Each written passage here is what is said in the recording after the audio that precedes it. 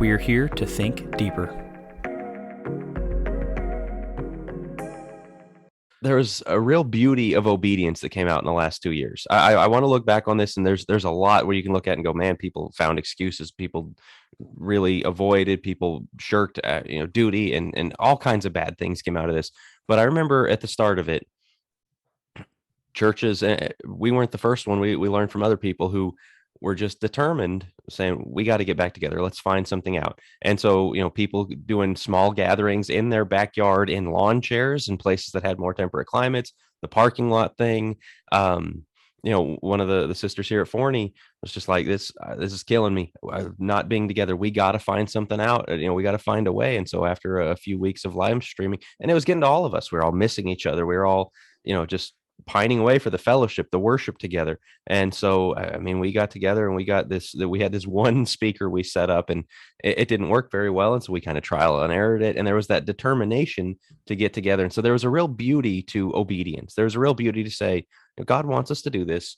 We love each other. We want to be around each other. We want to find a way to do this. And then the other side of that, and we're going to talk to unity more, so I'm going to say more of that for the end. But the beauty of people who don't believe in masks and hate masks and don't want anything to do with them putting on a mask to make their brother comfortable sometimes.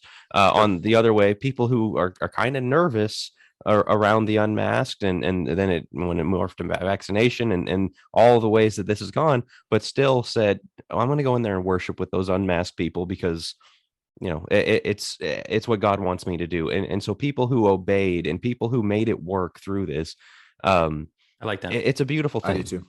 And Jack, I appreciate you bringing up that point, because obviously, with the first two that Joe and I hit, there are quite a few negative things you might say that we're going to address and need to address. But the positives, just as is the fact that there where a lot of people, might still be a lot of people that are looking for an excuse, there are still just as many people who were striving to obey, who were striving to come to worship. You had just as many congregations who were stayed shut down for 8 months. There were just as many congregations, I'd like to think that, they were desperate to try to find ways to get back in the building. And so I appreciate you bringing out the positive, because we don't want to get on here and be all doom and gloom and, just, slam the pulpit type of thing. So that, I think that's a very good point. Here's the thing, that COVID is a good excuse. To my point, like, everybody's looking for a good excuse. COVID is a good excuse. People are sick, people are dying. There was a good excuse to do some of those things. Doesn't mean it's valid completely, but in terms of excuse, there were a lot of people that said, yeah, I could take that excuse, and they didn't. So to those that did that, I'm very appreciative, and I want to be somebody like that who says, even in the midst of, I could use this excuse, it is legit. There is some fear to this for sure. Hey, it's important to be around my brothers and sisters. It's important to make it work. To those who hosted, I remember seeing Facebook videos of these singings and people having them over in the backyard, and everybody social distance, but somebody just have the entire church over, and it may be a small church, right? But because they wanted to be together. Exactly. Right. They made it work, and they still maintained social distancing. Maybe they wore masks, whatever it was that needed to be in accordance with the government, which I think goes really well with Romans 13. They were trying to do what was right, but they also understood the importance of, hey, let's be together.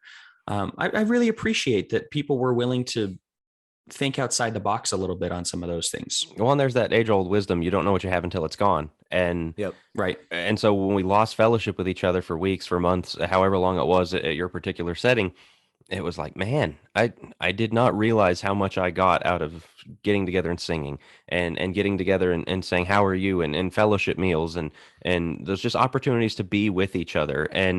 And so let's not forget that. Let's remember how hard it is to go without that, and keep that in our minds, keep that in our back pocket as we operate as churches, to think we really need each other. And there's a real beauty in what God has built, and there's a beauty in obedience and setting an example for one another of prioritizing each other through these things.